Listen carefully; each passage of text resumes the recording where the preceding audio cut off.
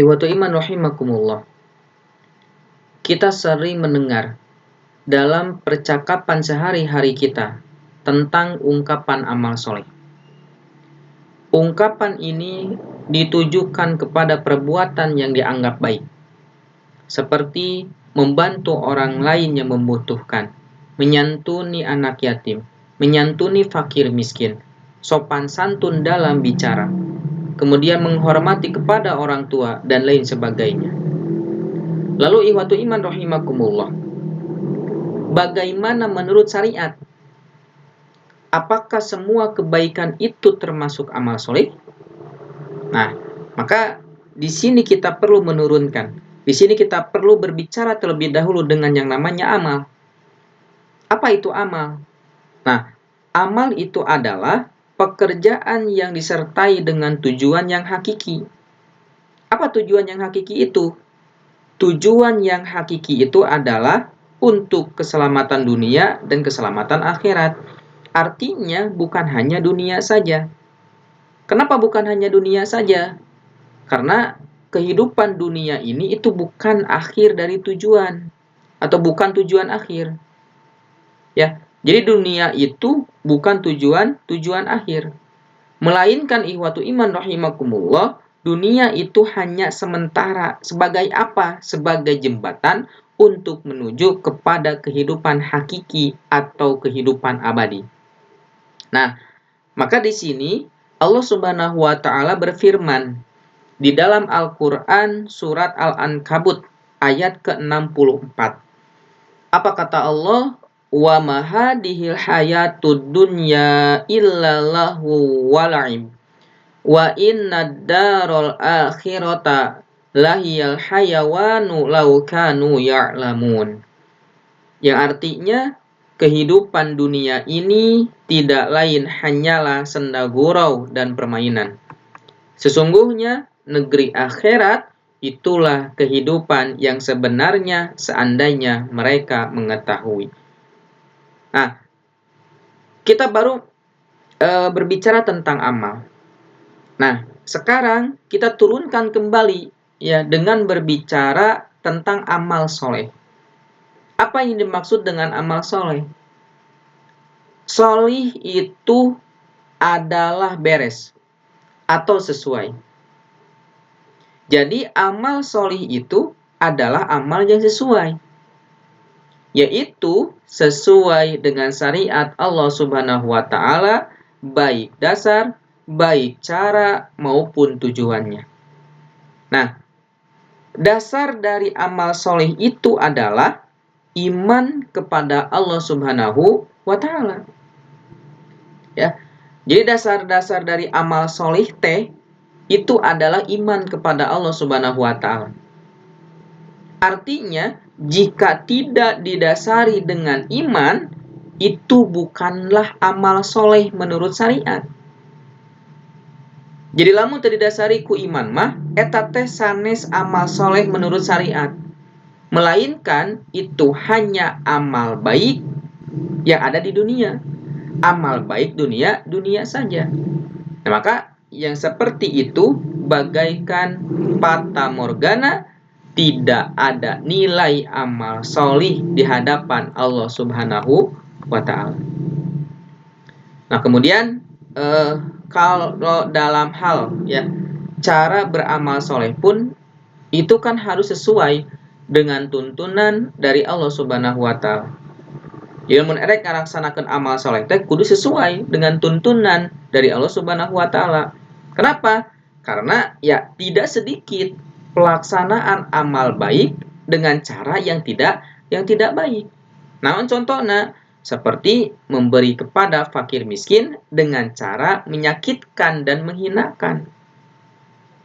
Atau bahkan ingin disertai balas jasa dengan harga yang lebih mahal. Nah, hal ini itu bukanlah pemberian, melainkan hal ini itu hanya sekedar umpan kecil untuk apa? Untuk mendapatkan balasan yang lebih banyak.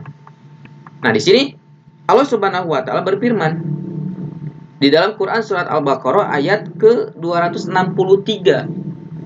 Kata Allah, qaulun ma'rufun wa maghfiratun khairum min shadaqatin yatba'uha adza wallahu ghaniyyun halim. Perkataan yang baik dan pemberian maaf itu lebih baik daripada sedekah yang diiringi tindakan yang menyakiti. Wallahu ghaniyyun halim. Allah Maha Kaya lagi Maha Pengampun, penyantun. Ya. Kemudian dikuatkan lagi di Quran surat Al-Mudaththir ayat 6. Wala tamnun tastakthir.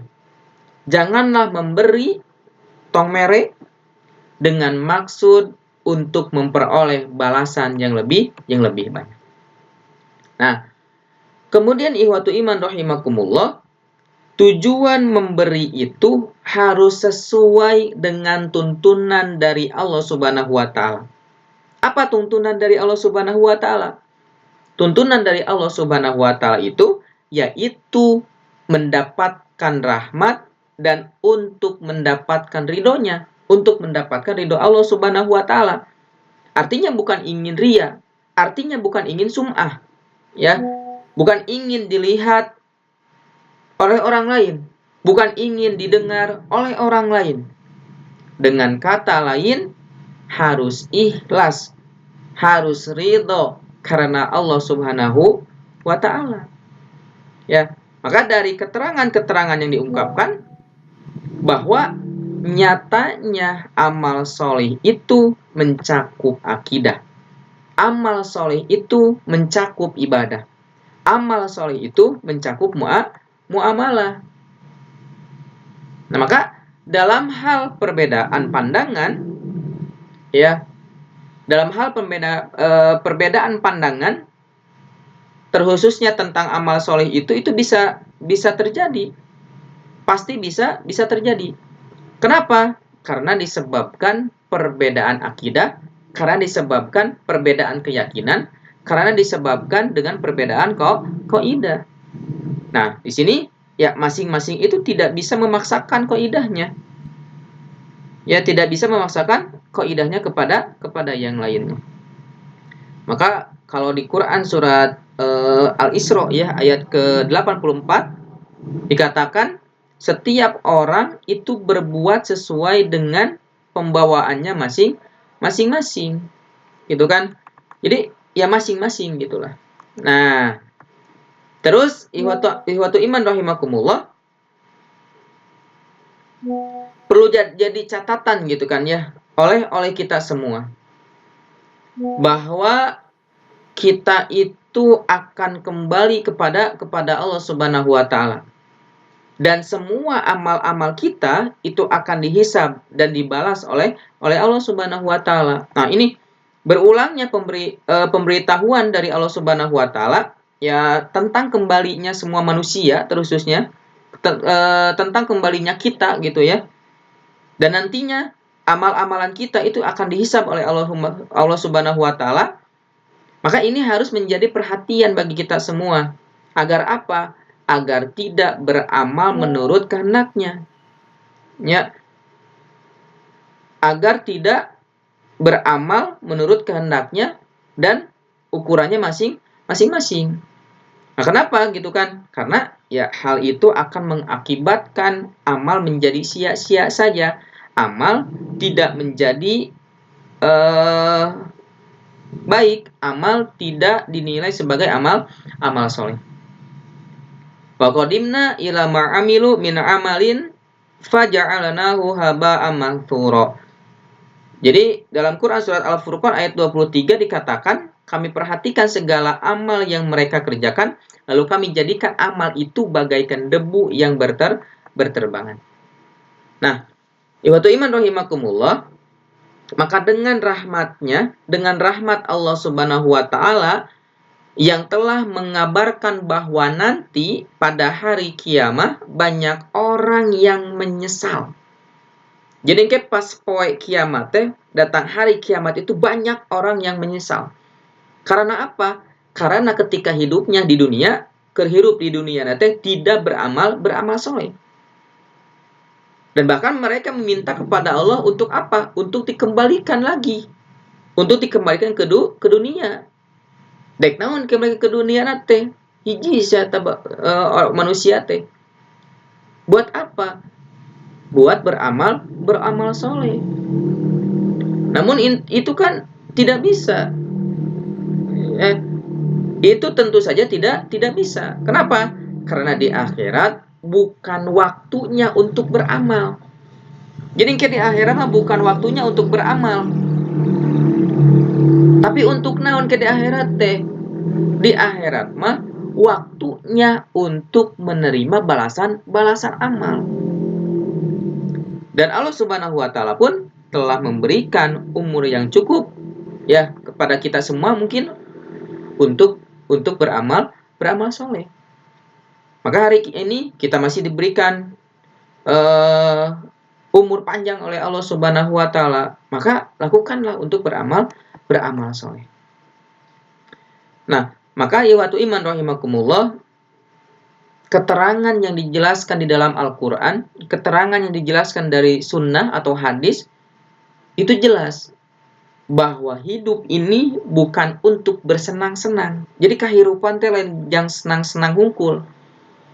Melainkan kehidupan kita itu hidup orang teh jang naon untuk beramal soleh. Ya. Dan semua manusia oleh Allah Subhanahu wa taala diberikan kemampuan untuk itu, diberikan kemampuan untuk beramal soleh. Dibere ta semua manusia teh ku Allah teh. Ya.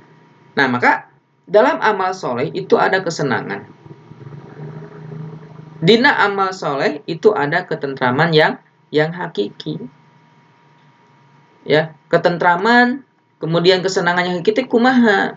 Nah, ini seperti yang tersirat di dalam doa. Apa doanya?